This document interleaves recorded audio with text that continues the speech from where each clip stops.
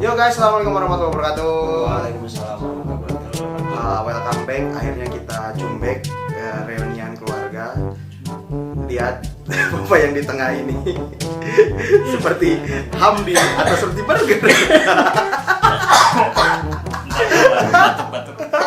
Aduh, Corona. waduh, tidak, kita tidak salaman dulu, kita Wakanda. Itu tidak usah salaman, kita Wakanda aja. Oke guys, ya, karena kita nggak punya ide, jadi kita memutuskan untuk membuat sebuah musyawarah yang mana kita akan membahas sesuatu tentang One Piece, dan ini no script, no briefing. Jadi mereka tidak tahu apa yang akan saya lontarkan. Hari ini kita akan ngebahas tentang twist yang ada di One Piece. Sekarang memang santer di chapter terbaru. Mungkin yang udah baca bajakannya, baca ilegalnya atau baca resmian akan baca tahu tentang sebuah twist yang ada di Wano Kuni Arc. Di Arc Wano Kuni ada sebuah twist yang memang menghebohkan. Nomor 3 bikin geleng-geleng. Apakah mereka, kita tes, apakah mereka benar-benar baca One Piece? Oke, langsung aja. Twist yang ada di One Piece. Versinya Topik dulu deh, apa Pik? Di One Piece ya? Iya, twist. Yang ceritanya ujungnya tidak sesuai dengan ekspektasi. Di ini pengkhianatan si Mata Tiga itu siapa? Mata tiga itu siapa? Oh, Purin. Lady Purin. Gimana menurut lo? Karena itu ya Krik kenapa? Anjir, kenapa ya? Kenapa? Lady Purin kenapa? Karena tidak disangka-sangka jadi jatuh cinta beneran gitu. gua nggak pengen Purin tuh pengkhianat. Oh, lu pengennya Purin tuh polos. Terus Purin tuh tipe cewek gua banget gitu. Tipe cewek yang gua suka Iya sih, banget. emang lenje gimana gitu. Bukan lenje, sialan. Oh iya enggak. Bukan, lihat tuh matanya bulat, terus apanya bulat tuh. Bukan tekad.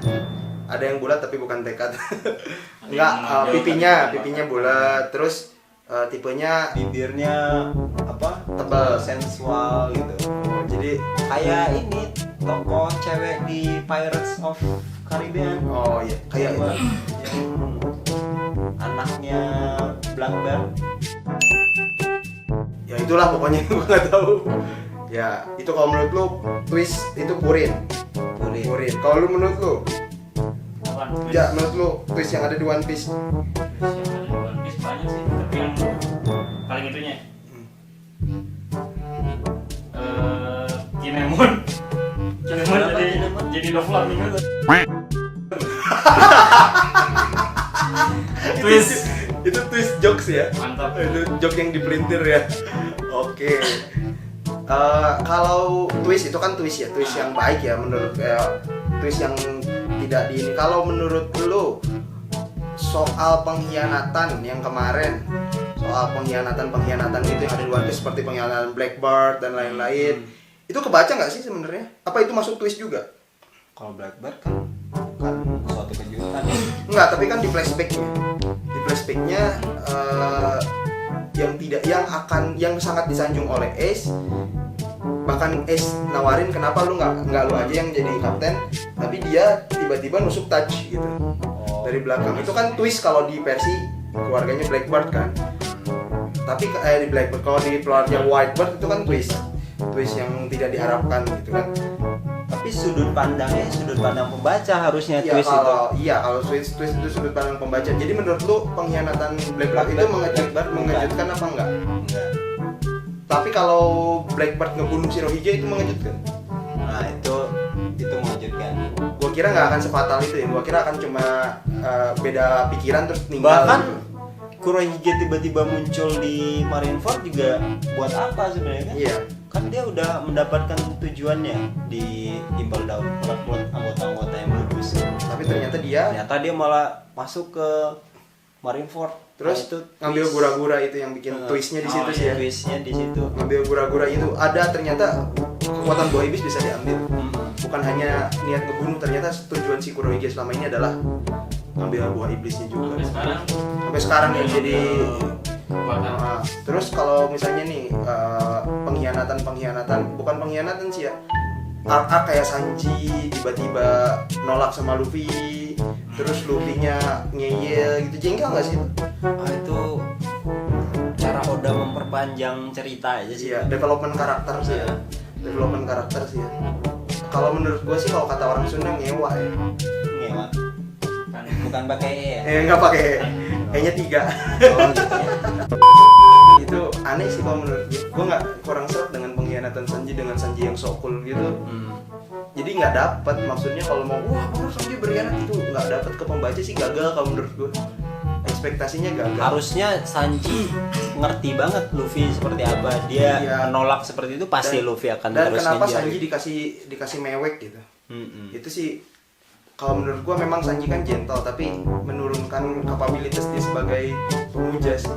Iya. Ya jadi apa ya? Ya gitulah. Nggak dapat itu tuh isinya. Iya. Kalau menurut gua ya pengen ribut bener-bener itu actingnya nggak dapat, kayak acting bocah pulang ngambek, pulang minta makan gitu. habis dibeliin makan. Ya udah. Ya bener kayak gitulah. Nah kalau yang lain nih misalnya nih, kalau di Wano Arc sendiri ini kan udah ada konsep ruang waktu. Oh iya itu juga ada, tuh. Ada Benar. pelintiran-pelintiran ternyata Kyoshiro adalah Denjiro. Hmm. Terus pengorbanan Yasuie dan lain-lain Iya. Itu termasuk si Kanjuro, si Kanjutro. Termasuk dia. Itu ngaruh nggak sih? Bikin lu getar nggak sih? Iya. Jadi ada 3 sih yang cukup menghebohkan ya selama cerita Wano nih. Yang pertama apa namanya, jumping waktu tuh? Toki-toki Ya, sih. Toki-toki Nomi, time traveler akhirnya ada di cerita One Piece gitu kan. Iya. Itu memang agak jengkel juga sih. Soalnya gue sempat mogok 1 bulan nggak baca, masih koda gini. Ya, gue nggak masalah dengan adanya buah iblis yang kayak gitu, tapi harus ada syarat-syarat khusus untuk buah iblis yang seperti ini. Ya itu terlalu imba sih. Iya, terlalu ibadah. Tapi nggak bisa balik ke masa lalu, itu Iya. kekurangannya. Oh, ada Kalau bisa balik, kacau tuh timenya. Iya sih. Udah lu kira Kamen Rider aja bolak-balik waktu. Nah terus kalau misalnya Yang nih kedua kan tentang ini Denjiro Denjiro adalah Kyoshiro. Nah ini juga lumayan nih. Karena dari awal itu Oda kayak menggiring pendapat Opini publik ya. publik bahwa Denjiro itu adalah bapaknya Vina, dari pedangnya, dari tampilan rambutnya, kacamatanya. Oh si Toshi itu apa? Koshiro. Jadi bukan Koshiro. Pedang si Denjiro 20 tahun yang lalu itu gagangnya bulat kayak ini, kayak Wado Ichimonji. Oh iya benar. Denjiro adalah Kyoshiro bukan Koshiro. Waduh gila sih emang itu. Memang apa namanya smooth ya. Itu yang bikin geleng-geleng. Tapi mudah. Kalau menurut gue sih mudah terbaca. Udah banyak yang pasti orang-orang pintar reviewer, opler dan lain-lain pasti. Ini, Wah berhasil menebak. Tapi memang Tapi itu mah tebak-tebakan yang ini gambling juga. Buat manggis, tebak-tebakan Kayak buat manggis. gue dari awal tahu bahwa Kyoshiro itu adalah sekutu Kozuki, karena satu dia melindungi si Komurasaki atau alias Yori. Yori. Yang kedua dia tahu itu selebaran strategi Kinemon, ya tapi dia diam aja, dia tutup mulut di tutup situ. mulut di situ.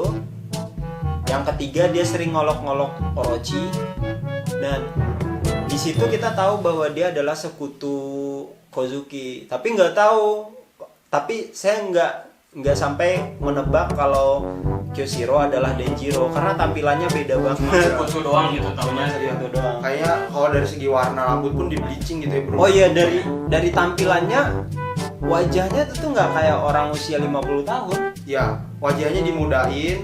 Terus kacamatanya dilepas, jadi Kacamatanya dilepas. karena di flashback kan si Denjiro ini kan pakai kacamata. Kita nggak tahu bahwa matanya adalah mata rubah. Iya. Fox eye gitu, mata juga. rubah. Jadi dia rambutnya Ke juga belakang. jadi kayak Hanamiji Sakuragi. Pompadour ini. Satu-satunya yang mirip tuh cuma ininya tuh, kayak rambut Ya, jadi ya. gitu. Gerigi-gerigi Ini yang rambut. ini kayak Joksa. Sama ini camek. Oh, Ini dagu panjang. Cuma sisanya itu kan juga- banyak. Ya. Iya, Itu susah karakter banget. One Piece kalau One Piece itu kan bisa ngebedain kalau nggak dari hidung dari mata gitu kan. Tapi kalau mata perempuan nami semua. Sama badan. Ya Komurasaki adalah Hiyori juga sebenarnya udah banyak yang nebak sih ya. udah Cuma jauh banget. Iya Itu bukan kejutan lagi, Iya. Komurasaki adalah Hiyori. Yang twist satu lagi adalah Okiku adalah laki-laki. Oh iya. Sirna semua. Iya, itu waktu itu gua udah nebak tuh. Iya. Karena dia pakai Sesha. Sesha ya prajurit kan. Gua baca ini kan Gemini's Book tuh ada keterangan soal itu. Nah, ada yang nentang itu Sesha tuh yang pakai samurai. Biar kebetulan aja si Toki ini adalah cewek. Tapi gua tetap kekeh waktu itu gua bilang gua sih percaya kalau Koki ini adalah cowok gitu. Kiko. Iya, dia kan cowok. Oh, Kiko ya. Pakai Enggak, gue juga sebenarnya awal-awal masih waktu itu gue masih aktif ya. Masih aktif. Fanpage laknat gue masih ada. Gue pernah review dia itu banci. Oh, Itu banci dari gelagatnya. Cuma balik lagi si Big Mom nih yang bikin kesel. Big Mom perempuan tapi ore. oh, Iya, Big Mom perempuan tapi honorificnya dia manggil dirinya sendiri pakai ucapan laki-laki ore sama kata Big Mom kan. Ore sama itu mengagungkan dirinya sendiri tapi pakai ore. Jadi gua wajar berarti di One Piece ada yang kayak gini. diwajarin aja. Tapi senjatanya gue punya teman si gak usah sebut namanya ya, salah satu juga yang memang dia aktif di ninjutsu, tahu senjatanya si Kiko ini bukan senjata samurai perempuan. Kalau samurai perempuan cenderung ke tombak yang ada pedang kayak pedang itu tuh nggak, Naginata tapi kayak yang punya si Shirohige tapi yang khusus ada perempuan karena samurai perempuan zaman Edo itu kayak gitu katanya. Kalau yang pegang samurai ya laki-laki, kalaupun perempuan yang megang ya pegangnya yang kecil. oh iya. Kogatana yang kecil karena memang itu pun biasanya dipakai sama Oniwaban. Okiku itu kampret. Bahkan Banyak yang Luffy, Sanji, Iya. nganggap cewek loh. Ya padahal insting Sanji itu berarti Dia menembus insting Sanji berarti berarti. memang Kepiawaiannya. Oh sama ini juga Urashima. yang banyak yang menebak di Okiku adalah laki-laki, lihat dari Izo. Ya. Izonya Whitebird. Nah, itu Ternyata mereka memang ada hubungan. Iya kan, ternyata memang ada backgroundnya, ada sejarahnya lah. Di terakhir yang apa? sumo tuh. Yang semua Yang sumo sampai mau ngelamar. Oh iya, sampai Urashima. Urashima yang jadi apa? Siapa kodok itu? Kodok Yokozuna. Yokozunanya. Yokozuna kan juara sumo ya. Nggak tahu cowok. Iya, sampai berarti itu Okiku itu benar-benar menipu. Tapi karena penampilannya muda sih ya. Iya.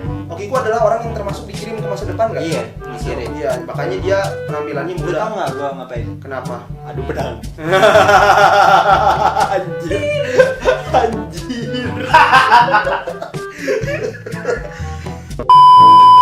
Kira saya ada yang error Bapak. Aduh, Soros.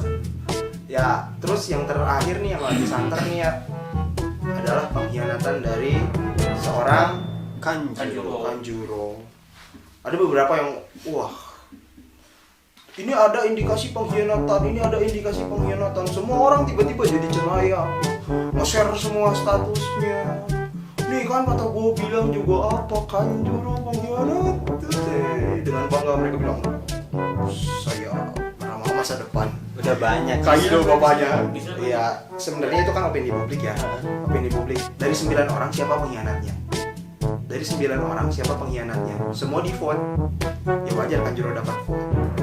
Apalagi Kanjuro ya Perannya sangat nggak jelas. sangat nggak jelas. Terus dari nggak jelasan Kanjuro di bridgingnya Dressrosa ke Zou dan akhirnya sampai Wano, tiba-tiba Kanjuro jadi keren. Tiba-tiba Kanjuro jadi keren sampai membuat narasi-narasi. Gimana sih supaya dirinya dianggap gitu, supaya timnya percaya gitu kalau menurut gue ya. Jadi Zou ngapain? Cuma bikin Ryonosuke, malah gue lebih seneng, gue lebih mengenang Ryonosuke. Iya. Terus di Dressrosa dia MVP sih sama Usopp. Dia asisten sih, ngasih Usopp bikin gambar Usopp. Tapi itu doang. Sisanya dia ya semuanya dimakan habis sama Kinemon. Padahal di gambarnya jelek. Sekarang bisa bagus. Ya, Pasti dijelekin. ya ternyata cuma masalah klan nih.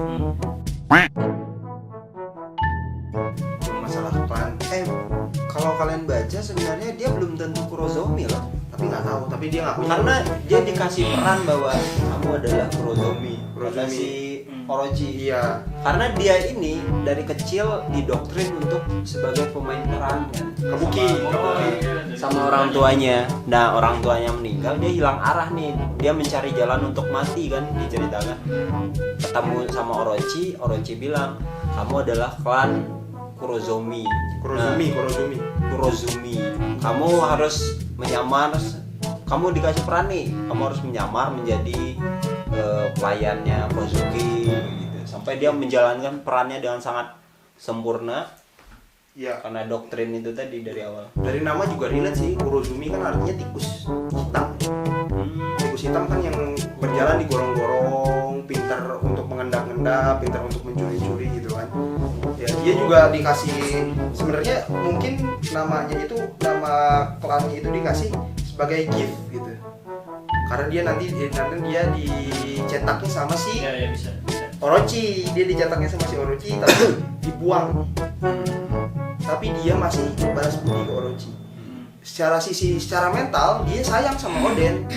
Cuma dia harus patuh sama Orochi karena Orochi adalah tuan yang sebetulnya. Berarti bimbang juga dia. Dia ketahuan sih. Secara acting pure banget gitu actingnya. Dan gue melihatnya justru dia ngebongkarnya itu malah sebelum berangkat